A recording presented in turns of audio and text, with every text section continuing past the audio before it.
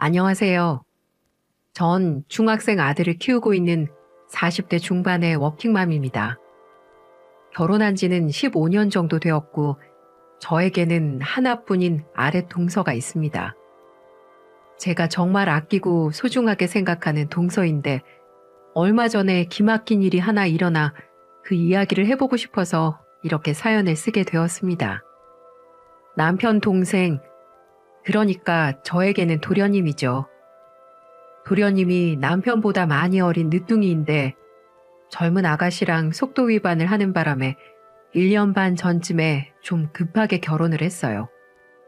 덩달아 저도 하루아침에 어린 손 아랫동서가 생기게 되었죠. 서방님은 30대 초반, 그리고 동서는 20대 후반의 어린 나이였지만 자신들의 행동에 책임지려는 모습이 기특했습니다.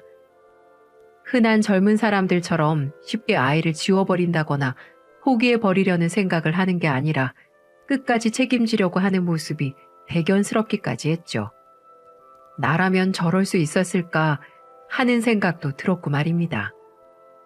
사실 평범한 20대 후반의 아가씨들 같으면 자기 치장하느라 바쁘고 놀러 다니기 좋아할 텐데 동서는 달랐어요.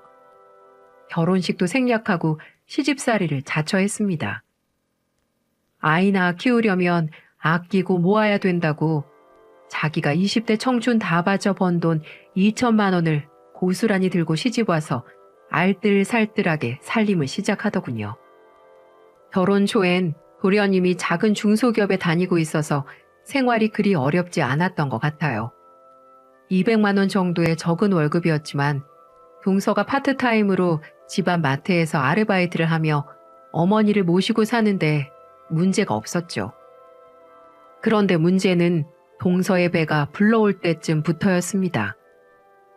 임신 6개월 차에 접어들었을 때였어요. 결혼한 지는 채 3개월도 되지 않은 시점이었죠. 도련님이 회사 사정이 안 좋아져 일을 그만두게 되었다고 했어요. 직원들 월급 주기 힘든 상태까지 간지라 도련님은 결국 일을 그만두게 되었고 한동안은 동서가 벌어오는 수입으로 생활을 해야만 했습니다. 그런데 그 이후 도련님은 좀처럼 일할 생각을 하지 않는 거예요. 갑자기 직장을 구하는 눈높이가 높아져서는 어디 알아주지도 않는 작은 회사에는 들어갈 생각을 안 하는 겁니다. 처음에 저희는 이해를 했어요. 왜냐하면 한 번 작은 회사에서 월급도 못 받고 일을 그만둔 적이 있었던 터라 좀 더 안정적인 회사를 알아보려나 보구나 그렇게 생각하고 말았죠. 하지만 3개월, 6개월이 지나도록 계속 일을 알아보고 있다는 핑계만 대고 매일을 백수신세로 지내고 있으니 동서 마음은 하루하루 마음이 편치 않아 보였어요. 그렇다고 연세 많으신 어머님 보고 일을 하라고 할 수도 없는 노릇이고 사지 멀쩡한 도련님이 일은 안 하고 저러고 있으니 결국 동서가 가장이 될 수밖에 없었습니다. 배는 부를 대로 불러있는데 세 식구 먹고 살려니 파트타임으로는 수입이 부족할 수밖에 없었죠. 결국 동서는 집 근처 식당에 설거지 아르바이트를 나가기 시작했습니다. 아침 10시부터 저녁 10시까지 꼬박 12시간을 서서 일해야 하는 고된 일이었죠. 그런데도 동서는 불평 한마디 없었습니다. 녹초가 되어 퇴근하고도 손 하나 까딱하지 않는 도련님. 시어머니가 어질러 놓은 집 치우고 설거지하고 다음날 식사까지 챙겨 놓으면서 그렇게 열심히 살았어요. 제가 도와주려고 해도 집에 거리가 있다 보니 마음만큼 많이 도와주기는 어렵더라고요. 그래서 종종 전화로 안부를 묻고 동서 용돈과 시어머니 용돈을 조금씩 보내곤 했습니다. 동서, 요즘 많이 힘들지? 아, 형님, 뭐 괜찮아요. 이제 예정일 얼마나 남았더라? 2달 반 정도 남았어요. 아유, 이제 배도 많이 나왔겠다. 안 그래도 사람들이 쌍둥이냐고 자꾸 물어봐요. 병원에서도 애가 좀 크다고는 하는데 벌써부터 겁나요. 형님은 형식이 어떻게 낳으셨어요? 전 벌써부터 이렇게 무서운데 정말 대단하세요. 다 닥치면 하게 되는 거지 뭐. 우리 형식이는 그나마 애가 작았어서 낳을 때 그렇게 많이 고생한 편은 아닌데 동서는 몸도 작은 사람이 애가 커서 걱정이다. 도련님은 좀 어때? 뭐 여전해요. 아유, 도련님이 얼른 정신 차리고 취직을 해야 동서가 좀 편해질 텐데 언제까지 그러고 계시려고. 나도 알아보곤 있는데 워낙 한 곳에 잘 붙어 계시질 못해서. 늘 애써주시는 거 알아요, 형님. 감사해요. 이렇게 아무리 힘들어도 말 한마디도 예쁘게 하는 천사 같은 여자였습니다. 하지만 같이 사는 도련님이나 시어머니는 그런 보석 같은 동서를 알아보지 못하는 것 같더군요. 동서 출산을 앞두고 출산용품이나 좀 사줄까 싶어서 시댁에 한번 갔다가 저는 깜짝 놀라고 말았습니다. 일주일에 하루 쉬면서 뼈 빠지게 일하는 동서를 두고 시어머니는 식당 일 하는 년이라며 깎아내리고 있더군요. 아유, 우리 큰 며느리 왔어? 오느라 고생했지. 와서 좀 앉아라. 좀 쉬어. 아니에요, 어머니. 동서 고생하는데 제가 좀 도와야죠. 동서, 그만하고 잠깐 앉아. 식사 준비는 내가 할게요. 몸도 무거울 텐데 어서 여기 와서 앉아. 제가 그렇게 말을 하자 시어머니가 제지를 하시더군요. 놔둬라, 놔둬. 식당 일 하는 년이 맨날 하는 일 하는 건데 뭐 힘들다고 그러니? 직장 다니는 네가 힘들지. 우리 금쪽 같은 장손도 낳아주고 아주 복덩이야, 복덩이. 그러면서 어머니는 제 손을 잡아 끌어 기어이 소파에 앉히더군요. 동서는 너무나도 익숙하게 제게 형님, 앉아서 쉬세요. 음식 준비 끝나요. 라고 하며 다시 주방 일에 매진하더라고요. 중간에서 저는 이러지도 저러지도 못한 채 눈치만 볼 수밖에 없었습니다. 딱 봐도 오랜만에 저희 놀러 왔다고 동서가 열심히 식사를 준비한 것 같더군요. 반찬 하나하나가 어찌나 정갈하고 맛있던지 젊은 사람이 어쩜 이렇게 손맛도 좋은가 싶어 칭찬을 몇 마디 했습니다. 아유, 동서, 어쩜 이렇게 손맛이 좋아? 자기 진짜 20대 맞아? 동서 어머님이 음식 솜씨가 좋으신가 봐. 정말 나중에 반찬 가게 해도 되겠어. 에이, 형님 부끄럽게 왜 그러세요? 아니야, 정말이야. 어쩜 이렇게 나이도 어린 사람이 재주도 많고 성실하고 배불러서 힘들 텐데 뭘 이렇게 많이 차렸어 또. 괜히 미안하게. 아니에요, 형님. 형님 오셨는데 이 정도는 해야죠. 그렇게 저는 동서랑 서로 덕담을 해주고 있는데 그 순간 또 시어머니가 태클을 거는 겁니다. 우리 큰며느리 말 예쁘게 하는 거 봐라. 윗사람이 저렇게 인덕이 좋으니 작은 애는 얼마나 복을 받은 거야 그래. 아유, 쟤는 우리 집안에 드릴 물건이 아니었는데 어쩌다 들여가지고 우리 아들 백수신세로 만들고. 작은 애 너 평생 감사한 줄 알고 살아라. 형님 같은 형님 없고 나같이 마음씨 좋은 시엠이 요즘 찾아보기 힘들다. 그러니까 앞으로 더 잘해. 저는 그 얘기를 듣고 정말 깜짝 놀라 반사적으로 시어머니를 말렸어요. 어머니, 그런 말씀이 어딨어요. 동서가 얼마나 고생하는데. 그리고 동서도 자존심이 있는데 면전에서 그렇게 말씀하시면 고생은 무슨, 식당 일이나 하는 게 자존심은 무슨 자존심. 번듯한 식당에서 요리라도 하면 내가 말도 안 해. 설거지가 뭐야 설거지가. 다른 집 며느리들은 대기업이다 전문직이다 다들 잘 나가던데 난 어디 가서 둘째 결혼했다고 말하기도 창피해 죽겠어. 그렇다고 집안이 빵빵해서 우리 아들 사업이라도 시켜줄 수 있는 것도 아니고. 에휴, 내 팔자야. 동서는 밥도 못 먹고 그저 고개를 푹 숙인 채 밥알만 세고 있었습니다. 다다다다 쏘아대는 시어머니 말에 저도 말문이 막혀 아무 말도 할 수 없었어요. 그저 아무 말도 못하고 당하는 동서가 너무 안쓰럽고 불쌍할 따름이었죠. 저는 그럴 때면 식사를 마치고 동서를 몰래 불러내 방에서 따로 이야기를 나누곤 했습니다. 동서, 어머니랑 사는 거 많이 힘들지? 어쩔 수 없죠. 어머니 말도 맞는 말씀이잖아요. 저희 집 가난한 것도 맞고 저 식당 일 하는 것도 맞고 창피하실만 하죠. 아니야, 그게 왜 창피해? 내가 봐선 어머님이 좀, 에휴, 우리끼리니까 솔직하게 말할게. 너무 심해. 아니, 요즘 세상에 동서 같은 사람이 어딨다고.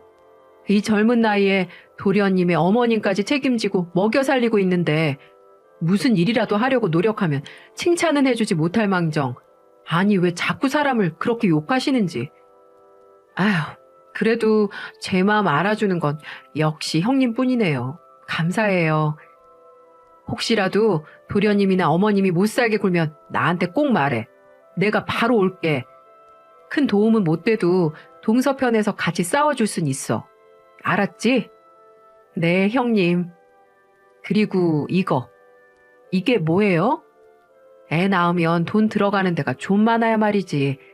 나도 우리 형식이 낳아봐서 알잖아. 애기 용품도 좀 사고 병원비에도 좀 보탰어. 내가 돈만 많으면 조리원비도 대주고 싶은데 100만 원밖에 주질 못해서 미안해. 그러자 동서는 제가 준 봉투를 들고 한참을 흐느꼈습니다. 그동안 얼마나 서러웠을까요? 말은 못해도 얼마나 마음이 아팠을까 싶어 저도 그런 동서를 꼭 안아주었습니다. 조카뻘인 동서가 가난하다는 이유로, 식당에서 설거지를 한다는 이유로 시어머니한테 그렇게 무시당하고 사는 모습을 보고 있자니 정말 가슴이 아리더군요. 그 이후 저는 어떻게든 도련님을 취직시켜야겠다는 생각에 저희 외삼촌 회사며 아버지 친구분 회사까지 모조리 부탁을 했고 취직 자리를 만들어줬습니다. 하지만 도련님은 한 달도 채 버티지 못하고 늘 사표를 던지더군요. 이유는 단 한 가지였어요. 적성에 맞지 않다는 게 그 이유였습니다. 그 얘기를 듣고 참 어처구니가 없더군요. 요즘 세상에 적성에 꼭 맞는 일을 하는 사람이 도대체 몇이나 있을까요? 다들 어떻게든 살아보려고, 어떻게든 가정을 지키려고 적성에 맞지 않는 일을 하는 사람이 태반인데 곧 태어날 아이도 있으면서 저런 식으로 일을 그만둬버리니 도련님에 대한 실망도 큰 것이 사실이었어요. 그 사이에 동서는 아이를 낳았습니다. 예쁜 동서 얼굴을 쏙 닮은 딸아이였죠. 아이가 태어난 그날도 시어머니와 도련님은 한결같았습니다. 동서의 고생은 전혀 알아주지 않더군요. 동서는 10시간이 넘는 진통에 기진맥진해 있는데 도련님은 병원 복도 의자에 누워 코골며 자고 있고 시어머니는 그저 아이가 도련님을 닮아 예쁘다는 말만 반복했습니다. 그마저도 이틀을 채 못 가더군요. 아유, 넌 언제까지 그렇게 누워있을래? 애 낳은 게 무슨 유세라고. 남들도 다 낳는 걸. 지금 우리 집에 일할 사람이 너밖에 더 있어? 나 때는 애 낳고 그날로 밭에 나가서 고추 따고 그랬어. 허질러 누워있지 말고 빨리 일어날 생각을 해야지. 아무튼 요즘 것들은 원. 병원비는 뭐 한두 푼이니? 네 집에서 도와줄 여력이 있는 것도 아니고 결국 우리 집 생활비에서 그 돈 다 나가는 건데 네가 이러고 병원비 축내고 있으면 우리는 뭐 먹고 사니? 옆에서 듣던 제가 다 서럽고 기가 막히더군요. 애 낳은 지 이틀밖에 안 된 산모한테 그게 할 소리인가요? 제가 너무 화가 나서 처음으로 시어머니 앞에서 큰 소리를 냈습니다. 동서, 행여나 일찍 퇴원할 생각하지 마. 애 낳고 관리 잘못하면 정말 평생 고생한다. 병원비 필요하면 내가 좀 보탤 테니까 병원에 입원해 있는 동안만이라도 마음 편하게 있어. 조리원도 꼭 가고. 아유, 애미야. 조리원은 무슨 조리원이니? 호강에 겨워서 요강에 뭐 싸는 소리 한다더니 아들도 아니고 기집애 낳아놓고 무슨 조리원이야. 병원에 있는 건 뭐 네가 도와준다니 내가 별말 안 하겠다만 조리원은 안 된다. 절대 안 돼. 거기가 얼마나 비싼데? 그 말만 남기고 시어머니는 병실 밖으로 휙 나가버렸습니다. 시어머니가 나가고 난 뒤 동서는 또 울더군요. 그런데 평소와는 조금 달랐습니다.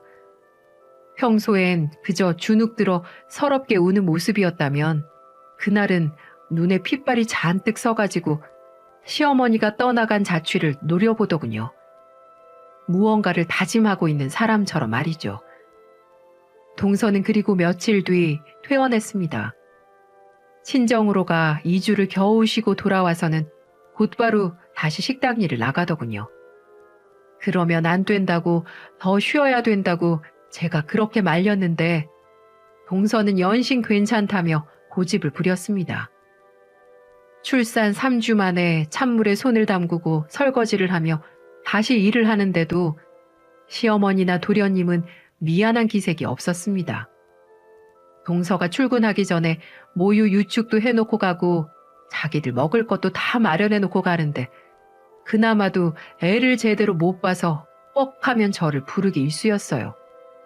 저는 시어머니와 도련님이 정말 이해되지 않았지만 동서 도와준다 생각하고 일주일에 몇 번씩 가서 조카를 봐주곤 했습니다. 애한테 얼마나 무심한지 어느 날은 애 엉덩이가 다 짓물러 있더군요. 기저귀를 하도 안 갈아준 게 이유였어요. 그래서 참다 못해 제가 한마디를 던졌습니다. 어머니, 애기 기저귀는 제때 갈아주셔야 되세요. 여기 보세요. 엉덩이가 다 짓물러져 있잖아요. 이러니까 애가 아파서 계속 칭얼거리고 우는 거예요. 아유, 뭐하러 기저귀를 잘 갈아줘? 어차피 또 싸고 그럴걸. 전현 저거 하루 종일 먹고 싸고 아주 지겨워 죽겠다.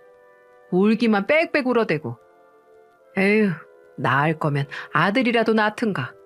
그리고 어차피 식당에서 설거지만 할 거면 애 데리고 가면 안 되나? 시끄러워서 살 수가 없어 아주. 에휴, 어머니. 아유, 몰라. 네가 좀 보던지 해라. 난 여기저기 다 쑤셔서 찜질방이나 좀 갔다 와야겠다. 그렇게 말하시고는 뒤도 안 돌아보고 밖으로 향하시더군요. 아니, 어떻게 이럴 수가 있을까요? 다른 사람 손녀도 아니고 당신 손녀면서 어떻게 이렇게 매정하게 구시는지 정말 이해할 수가 없었습니다. 저는 붉게 짓물러 있는 조카의 엉덩이에 베이비 파우더를 발라주면서 제 아들 어렸을 때를 떠올리니 눈물이 울컥 나더군요. 누가 내 자식을 이렇게 대했다면 나는 참을 수 있었을까 싶어서 말이에요. 그렇게 시어머니는 정말 갑질의 끝을 보여줬습니다. 동서가 유일하게 쉬는 일요일이 되면 있는 일거리, 없는 일거리 다 꺼내서 일부러 동서를 골리려는 것 같았어요. 쓰지도 않는 제기를 닦으라질 않나, 갑자기 이불을 빨라고 하질 않나. 동서가 저에게 전화를 해 그런 이야기를 넋두리처럼 털어놓을 때면 아무것도 해줄 수 없다는 사실에 늘 미안했죠. 시어머니에게 그러지 마시라고 한 번씩 얘기를 해도 듣질 않으시니 방법도 없었고요. 그래서 저는 계속 이러다가는 동서가 안 좋은 생각을 할까 싶어 도련님을 따로 불러내 밥을 사주며 제 생각을 얘기했습니다. 도련님, 요즘 일자리 계속 알아보고 있어요? 언제까지 이렇게 동서한테만 의지하고 사실 건데요. 도련님도 보시다시피 젖먹이 아이 키우랴 식당 일하랴 몸이 2개라도 부족한 줄 모르세요? 이럴 때 도련님이 동서를 옆에서 도와줘야죠. 언제까지 이렇게 철없이 행동을 할 건데요. 형수, 저도 힘들다고요. 생각처럼 일이 안 구해지는 걸 저보고 어떡하라고요? 그리고 며느리가 시댁에 와서 집안일 하는 건 당연한 거 아닌가요? 여자가 애 낳는 것도 당연하고 그게 뭘 심각한 일이라고 저를 따로 불러서 이런 얘기를 하시는 건데요. 저도 제 자신이 미쳐버릴 것 같으니까 그만 좀 보채시라고요. 도련님, 말이 지나치시네요. 지금 동서가 얼마나 힘든 상태인 줄 모르세요? 정말 혹시라도 잘못된 생각을 할까봐 제가 얼마나 걱정하는 줄 아세요?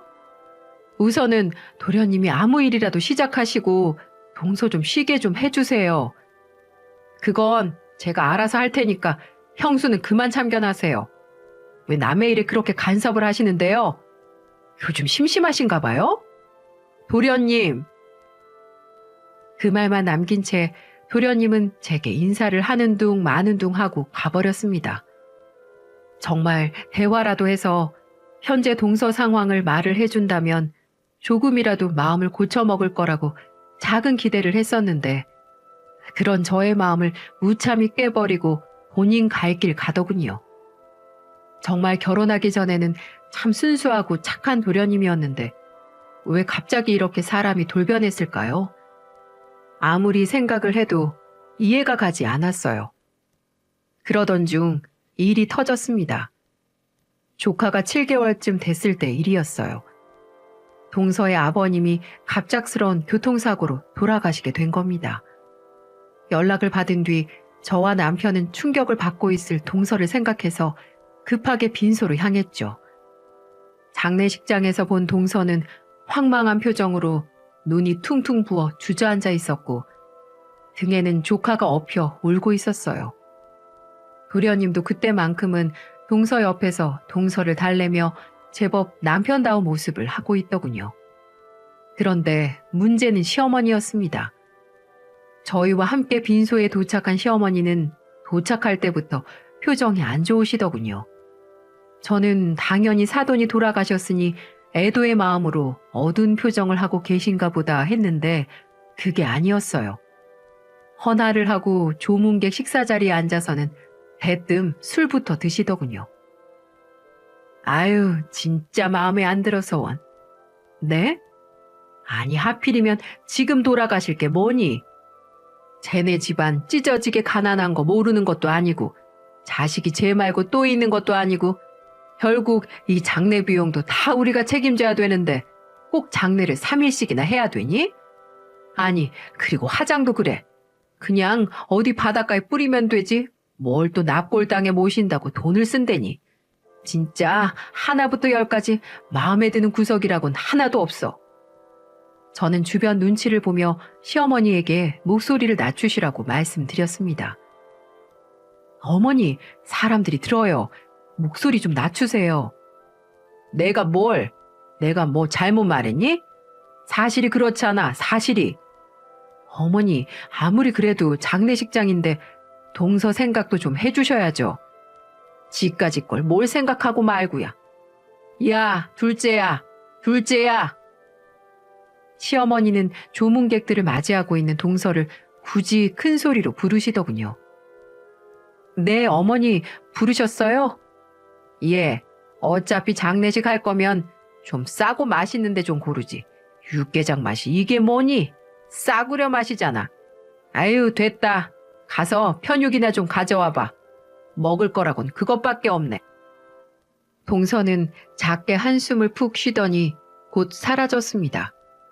그리고는 양손에 편육 접시를 들고 다시 나타났죠. 여기요. 그러자 시어머니는 동서가 가져온 편육을 한 입 먹더니 동서 상복에 휙 던지는 게 아니겠어요? 아유, 맛없어. 사람 없다고 아무거나 막 갖다 둔 거야? 아무리 손님이 없어도 그렇지. 아유, 너희 어머니는 도대체 어떻게 사셨길래 남편이 죽었다는데 손님이 이렇게 없니? 이래가지고 부조금이나 들어오겠어? 부조금이라도 들어와야 장례 비용이 좀 줄 텐데 이래가지고는 우리 집이 온팡 다 뒤집어 쓰게 생겼잖아. 이래서 가난하고 못 배운 것들이랑 상종하면 안 되는 건데 어째 집에 사람 하나 잘못 들여가지고 돈 나갈 일만 줄줄이 생겨. 그러더니 시어머니는 벌떡 일어나 화장실로 향했습니다.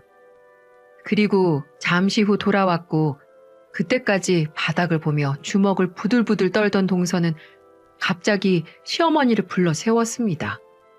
그리고 시어머니가 동서 쪽으로 고개를 돌리자마자 동서의 팔이 풀스윙 하더군요. 시어머니의 고개는 반대쪽으로 돌아갔고 얼굴은 곧 붉게 달아올랐습니다. 너 이년 지금 뭐 하는 거야? 놀란 시어머니가 얼굴을 부여잡고 동서에게 소리쳤어요. 저와 남편 그리고 도련님은 깜짝 놀라 눈을 꿈뻑이며 바라볼 뿐이었죠. 지금까지 당하고 살아준 건 우리 애기 때문이었어요. 그래도 어떻게든 가족은 지켜야 하니까. 아빠 없는 자식 만들고 싶지 않아서 애 할머니니까 그래도 예의는 지켜야지. 끝까지 참아야지 했어요. 근데 이제는 도저히 안 되겠네요. 뭐야? 뭐가 안 돼? 인연이 지금 뭐라고 씨부리는 거야? 식당에서 설거지나 하는 천한 년이 어디를 감히? 네, 저 식당에서 설거지나 하는 천한 기집애 맞아요. 근데 그 천한 일에서 번 돈으로 당신이 그동안 먹고 사셨거든요? 그 잘난 당신 아들 백수 건달되고 일은 안 하고 게임에만 미쳐 사는 동안 제가 만삭으로 불러오른 배 부여잡고 하루에 12시간씩 서서 설거지하면서 그렇게 번 돈으로 먹고 살았다고요. 그럼 최소한 고마워는 못해도 미안해야 되는 거 아닌가요? 미안하기는 뭐가 미안해. 자식이 돼가지고 부모 먹여 살리는 건 당연한 거지. 뭐 대단한 일 했다고 공치사를 바래? 그래요? 네, 알겠어요. 그럼 그 하찮은 일 저는 더 이상 안 할 테니까 어디 둘이 잘 먹고 잘 살아보세요. 형님도 저 좀 도와주세요. 도와주실 거죠? 갑작스럽게 모든 시선이 저에게 쏠렸어요. 저는 당황했지만 이내 마음을 굳게 먹고 대답했죠. 동서. 난 동서 편이야. 아니, 얘 큰애야. 어머니, 제가 몇 번이나 말씀드렸잖아요. 동서만한 사람 없다고. 동서 진짜 고생 많이 했어요. 저렇게 젊은 사람이 굳은 일 마다하지 않고 도련님이랑 어머니 먹여 살리려고 가장 노력까지 했는데 어머님이 너무 하셨어요. 저도 당분간은 어머니 도와드릴 생각 없어요. 죄송해요. 그러자 시어머니는 갑자기 뒷목을 잡더군요. 동서는 그런 시어머니를 장례식장 밖으로 끌어내며 소리쳤습니다. 두 번 다시 그 집안에 돈 갖다 바칠 일 없으니까 당장 가세요. 가서 집을 팔든 장기를 팔든 알아서 먹고 사세요. 그렇게 하찮고 천한 저는 빠져드릴 테니까요.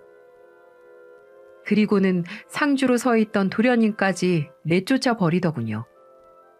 시어머니는 저를 붙잡고 곡소리를 내며 저게 어떻게 저럴 수 있냐며 매달렸지만 저는 그런 시어머니를 슬쩍슬쩍 피했습니다. 동서의 마음이 충분히 이해가 갔으니까요. 그리고 다시 장례식장으로 들어가려는 도련님을 말렸어요. 도련님, 저 좀 봐요. 왜 그러세요, 형수님? 동서 말 틀린 거 하나도 없어요. 지금 다시 들어가 봤자 좋은 소리 못 들을 거고 동서 속만 상할 거예요. 그냥 지금은 어머니 모시고 집에 가셨다가 내일 다시 동서 만나보든지 하세요. 동서랑은 제가 또 얘기해 볼게요. 그렇게 도련님과 시어머니를 제 남편 차에 태워 함께 서울로 올라갔습니다. 그리고 전 집으로 돌아와 도련님에게 장문의 문자 한 통을 보냈죠. 지금 동서 옆에는 누구보다 도련님 역할이 중요하다. 한 가정의 가장의 무게가 무거운 건 알지만 지금껏 동서가 시댁에 했던 걸 생각해봐라. 지금 마음 고쳐먹지 않으면 그런 착한 동서랑 이혼할 게 분명하다. 여자는 한 번 마음을 떠나면 돌아오지 않는다. 등등 이런 장문의 문자를 보내며 어떻게 처신할 건지에 깊이 생각해보라고 말을 해주었습니다. 그리고 다시 다음 날 도련님과 함께 다시 장례식장으로 내려갔습니다. 동서는 하루 사이에 더 퀭한 몰골이 되어 있었고 저를 보자마자 눈물을 터뜨렸습니다. 많이 힘들지. 그래, 많이 힘들 거야. 울어. 울고 싶은 만큼 울어. 다 울고 털어낼 수 있으면 그 눈물이 얼만큼이든 내가 다 받아줄게. 그런 동서를 안절부절하며 쳐다만 보던 도련님은 무릎을 꿇고 빌기 시작했죠. 제가 장문의 문자를 보낸 게 통한 걸까요? 여보, 내가 잘못했어. 내가 그동안 너무 내 생각만 하고 당신은 전혀 배려를 안 한 것 같아. 이번에 정말 느꼈어. 장례식장에서 울고 있는 당신의 모습을 보니까 나 정말 나쁜 놈이더라. 정말 미안해. 그러자 동서 역시 눈물을 그치고 대화를 이어나가더군요. 저는 두 사람이 편하게 이야기할 수 있도록 조카를 데리고 잠시 자리를 피해 주었어요. 그래도 장례식장이 워낙 좁은지라 소리는 다 들리더군요. 당신은 글러먹었어. 자식이 태어났는데도 변하는 게 없어. 내 아버지 장례식장에서 어머님이 그런 말씀을 하시는데도 말 한마디 뻥끗 못했잖아. 맞아. 모든 게 내가 잘못한 게 맞아. 당신은 내 편 아니야. 그냥 어머니 아들이잖아. 난 그런 사람이랑 더 살 자신 없어. 아니야. 나 당신 편이야. 내가 그동안 표현을 못했을 뿐이야. 나도 가장으로서 잘하고 싶은데 생각만큼 내 뜻대로 되지 않으니까 자꾸 삐딱하게 나간 거였어. 정말 미안해, 여보. 이제는 당신만 보고 살게. 우리 딸이랑 당신만 생각하고 열심히 살게. 그러니까 한 번만 더 기회를 줘. 그렇게 도련님은 계속 매달리고 동서는 계속 쳐내며 한참을 실랑이를 하다가 결국 동서가 도련님을 다시 받아주는 듯 싶었습니다. 아니, 조건을 내밀며 받아주는 듯 했어요. 나중에 들어보니 첫째, 가장으로서 남편으로 역할을 충실히 할 것. 둘째, 시어머니와 인연을 끊을 것. 이 두 가지 조건이었습니다. 만약에 앞으로 하루라도 이 조건을 어길 시 무조건 이혼이라는 통보를 했고 각서까지 써가며 공증까지 했어요. 물론 제가 증인이 되어 주었고요. 전 동서가 참 대단하다고 생각을 했습니다. 나 같으면 그런 도련님하고 단 한순간도 같이 살고 싶지 않을 텐데 동서는 모든 걸 용서해 주었어요. 아마도 자식 때문에 그런 선택을 하는 게 아닌가 싶었습니다. 그렇게 생각하며 도련님을 마지막으로 믿어본 것 같아요. 그렇게 그날 이후 두 사람의 삶은 완전히 달라졌죠. 장례식이 끝나고 집으로 돌아온 동서는 더 이상 이전에 나약하고 순둥순둥한 동서가 아니었습니다. 걱정스런 마음에 따라갔다가 동서의 새로운 모습을 보게 됐어요. 네가 웬일이니? 아주 안 볼 사람처럼 굴더니. 그치? 너 같은 게 뭐 우리 집 아니면 어딜 가겠니? 착각하지 마세요. 그쪽 보러 온 거 아니니까. 뭐? 그쪽? 한 달 안에 분가해서 살 테니까 그렇게 아세요. 지하방이든 옥탑방이든 구해서 나갈 겁니다. 마침 아빠 보험금이 나와서 다행히 저희 세 식구 살 집은 구할 수 있을 것 같아요. 아우, 그래? 보험금 받았어? 아니, 얼마나 받았니? 얘는 왜 그걸 지금 얘기해? 그 와중에도 시어머니는 분위기를 파악하지 못하고 사돈 어른 보험금에 눈독을 들이더군요. 당신한테 줄 돈 단 한 푼도 없으니까 착각하지 마시고 그래도 예정이 있으니까 한 달 동안 밥은 먹게 해드릴게요. 대신 그 이후엔 10원 한 장도 이 집구석에 흘러들어오지 못하게 할 겁니다. 천한 식당 일을 하는 며느리 손으로 호의호식할 생각 마시고 해지를 줍든 어디 남의 집 파출부를 하든 알아서 하세요. 시어머니는 열이 받았는지 동서 뺨을 후려치려고 손을 들었고 동서는 그 손을 턱 하고 드라마처럼 막아냈습니다. 시어머니 얼굴이 얼마나 울그락불그락해지던지 정말 볼만하더군요. 저는 속으로 동서를 응원했습니다. 사람 귀한 줄 모르는 시어머니는 호되게 당해봐야 한다고 생각했거든요. 그 후 동서는 진짜로 분가를 했고 시어머니의 생활비를 모조리 끊어버렸습니다.